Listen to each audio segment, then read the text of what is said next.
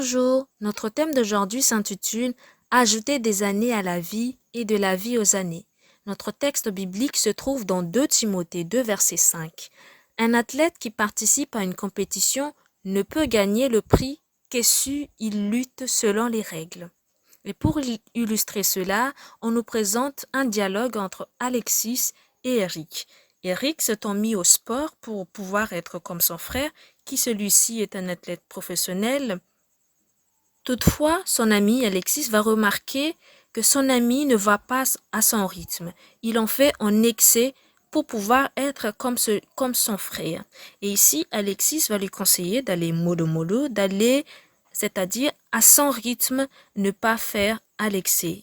Et il lui dit, n'oublie pas que pour atteindre ton objectif, tu auras besoin de discipline et d'effort. Rappelle-toi que pour que ce soit une bénédiction, tout ce qui est bon, l'exercice y compris, doit être pratiqué avec modération. Notre thème d'aujourd'hui va plus se tourner sur les bienfaits de l'exercice physique et aussi sur comment l'adopter à notre condition physique. Alors, qu'est-ce que c'est que l'exercice physique? Selon le docteur Kenneth, c'est la méthode pour ajouter des années à la vie et de la vie aux années. Si on le pratique régulièrement, les gens pourront en recevoir les bienfaits. Donc souvent, on considère que l'exercice au travail suffit. Les femmes au foyer disent qu'elles passent la journée à en faire parce qu'elles pensent que prendre soin des enfants, faire le ménage dans la maison et cuisiner est de l'exercice.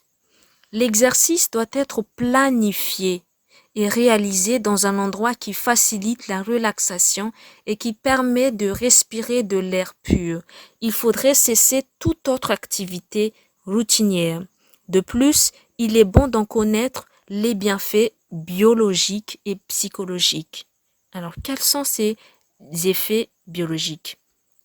Donc, les effets biologiques, elle améliore la résistance physique, régule la tension artérielle, augmente ou maintient la densité osseuse, élimine les toxines et aide à la digestion. De plus, il contribue à la maintien du poids. Il augmente aussi la force musculaire et donne de la flexibilité et de la mobilité aux articulations. Et les bienfaits psychologiques, il augmente l'estime de soi et améliore son image. Il réduit le stress, diminue les cas de dépression et contribue à la relaxation et produit une sensation de bien-être. C'est ce que l'apôtre Paul veut nous enseigner, notamment dans ce contexte, il voulait l'enseigner à son disciple Timothée. Toi donc, mon fils, puise ta force dans la grâce qui nous vient de Jésus-Christ.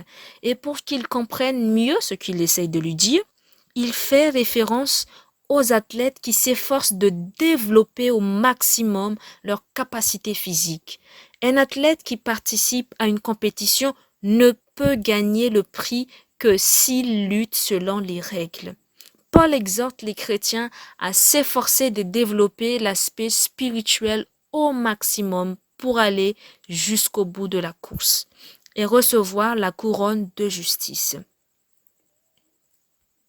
Pour mettre en application le thème que nous venons d'avoir, il faudrait donc avoir un programme d'exercice, si chacun de nous peut l'avoir, qui permettra de développer notre capacité physique, nos capacités physiques, sans pour autant devenir un athlète professionnel, comme Eric, qui voulait pratiquer un exercice adapté à lui, mais il est allé en excès. On peut avoir un programme d'exercice qui contribue à une bonne santé physique. Ainsi, il ne faudrait se rappeler qu'à quel point le corps a besoin d'exercice. L'esprit doit également être exercé à honorer Dieu. Si nous ne savons pas comment faire ce programme d'exercice, on peut avoir recours à un spécialiste de la santé, un médecin, une diététicienne, un entraîneur physique. Ils pourront nous aider à choisir un programme d'exercice selon notre âge, nos facultés physiques et notamment nos préférences sportives. Pour finir, je vous invite à discuter en famille ou en petit groupe ces quelques questions et à essayer de les répondre. Comment les bienfaits biologiques et psychologiques peuvent-ils devenir une source d'encouragement pour les jeunes, afin que l'exercice physique systématique fasse partie de leur mode de vie?